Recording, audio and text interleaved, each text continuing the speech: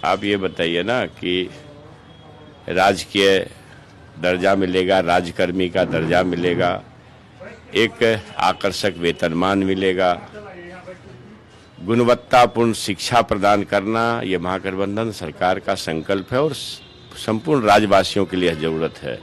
आप सभी महसूस करते होंगे कि गुणवत्तापूर्ण शिक्षा की कितनी ज़रूरत है और गरीब, मजलूम और बेबस आदमी सरकारी संस्थान में ही अपने बच्चों को पढ़ाते हैं। किसी निजी संस्थान में पढ़ाने की उनकी क्षमता नहीं होती है।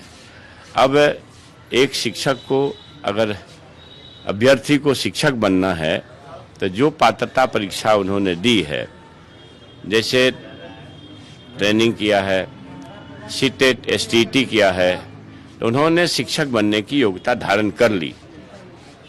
अब जिस तरह से प्रोफेसर लोग बहाल होते हैं तो बड़े ही कठिन पढ़ाई के बाद नेट करते हैं, बड़े ही मेहनत के बाद पीएचडी करते हैं। नेट और पीएचडी करते हैं तो वो प्रोफेसर बनने के योग्य होते हैं, प्रोफेसर बनने के लिए दक्ष होते हैं। आपको नहीं मालूम कि आज के तारीख में बिना पीएचडी किए हुए कोई इंटाइटलमेंट नहीं रखता है, जो यूजीसी का गाइडलाइन है। तो जो मतलब है, इस ढंग की चीज़ें को हवा देते हैं लोग, उनको ये समझना चाहिए कि हमें आखिर अल्टीमेटली देनी क्या है। हमें तो क्वालिटी एजुकेशन देना है ना, गुणवत्तापूर्ण शिक्षक बहाल करके गुणवत्तापूर्ण शिक्षा देनी है। तो गुणवत्तापूर्ण शिक्षक बहाल करने में अगर किन्हीं को परेशानी हो रही है तो जो वर्षों से 15 साल 20 साल से लोग पढ़ा रहे हैं, ऐसे नियोजित शिक्षक अपने आप को नियोजन के दंश से अगर अलग करना चाहते हैं तो उनके नियोजन में, माननीय मुख्यमंत्री जी ने कहा है कि नियोजन की नीति है, नियोजन की नीति जो बरकरार है उसमें से नियोजित शिक्षकों को हटा तो नहीं रहे, बल्कि माननीय मुख्यमंत्री जी ने कई अवसर पर कहा है कि हम वेतन बढ़ाने जा रहे हैं। मगर ये तो अच्छा नहीं है ना कि आप शिक्षक हैं, आप बच्चों को पढ़ाते हैं और आप जो पढ़ाते हैं उसी कोर्स में से आपसे कुछ अगर सवाल पूछे जाते हैं और आपको लगता हो कि नहीं नहीं हम सवाल के घेरे में नहीं आए, तो ये ठीक नहीं है। आप अगर राज्यकर्मी का दर्जा चाहते हैं तो एक कदम आगे बढ़ने के लिए थोड़ी मेहनत करिए। ऐसा नहीं ना है कि आप बीडीओ साहब हैं, सीओ साहब हैं या किरानी साहब हैं या बाबू लोग हैं कि भाई आपको पढ़ाई से रिश्ता छूट गया। आप तो लगातार पढ़ाई के संपर्क में हैं। शिक्षक तो पढ़ाई के संपर्क में रहते हैं कि इससे क्वालिटी एजुकेशन बेहतर हो पाएगी। बेहतर ना, आप इन्हीं बताइए ना कि क्वालिटी शिक्षक बहाल होंगे, गुणवत्तापूर्ण शिक्षक बहाल होंगे, तभी तो गुणवत्तापूर्ण शिक्षा मिल पाएगी आम लोगों को। इसलिए हमारे राज्य के हित में, माता पिता के हित में, छात्रों के हित में, और फिर सबसे बड़ी चीज जो है, ज्ञान की भूमि अगर भारत है तो उसके सबसे बड़े आधार बिहार है। तो ज्ञान की भूमि बिहार है, अहिंसा की भूमि बिहार है, दुनिया को शून्य का ज्ञान दे करके गणित का बोध कराने वाली धरती बिहार है।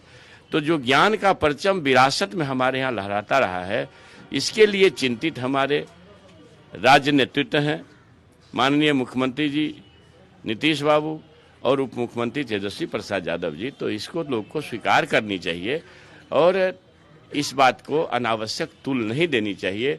और विरोधी का जो काम है वो अपने काम में लगे हुए हैं, वो बरगलाएंगे, भ्रम फैलाएंगे, वो भ्रम फैलाएंगे।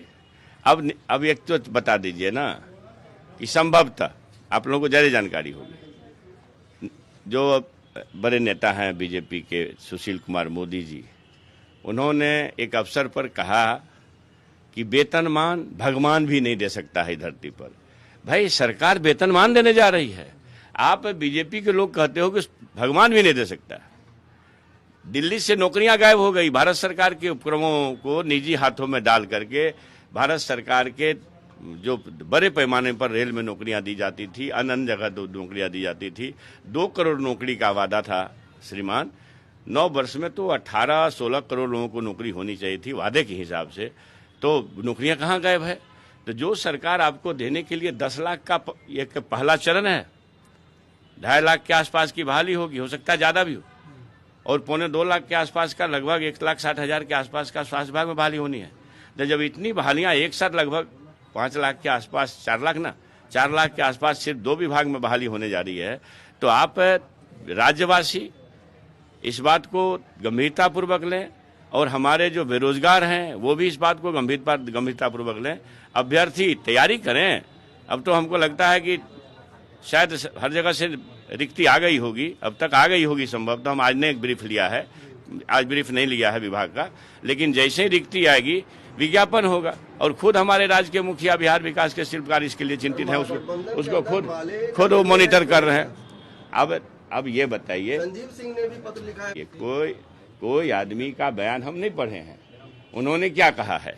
बयान पढ़ेंगे तो आपका जवाब दे पाएंगे, लेकिन कोई भी जो बिहार की चिंता करेगा वो आदमी जहां देख रहा है लाखों लोगों की बहाली होनी है, तो कौन यहां नहीं चाहेगा कि गुणवत्तापूर्ण शिक्षा के लिए गुणवत्तापूर्ण शिक्षक बहाल हो।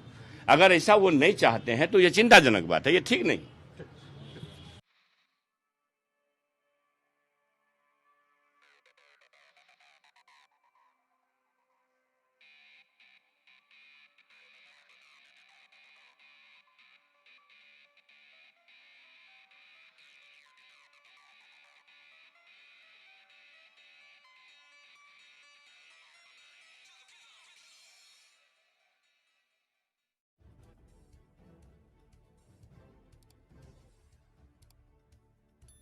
सब्सक्राइब कीजिए हिंदी क्लब को, दबाइए इस बेल आइकॉन को ताकि हमारा वीडियो आपको मिले सबसे पहले।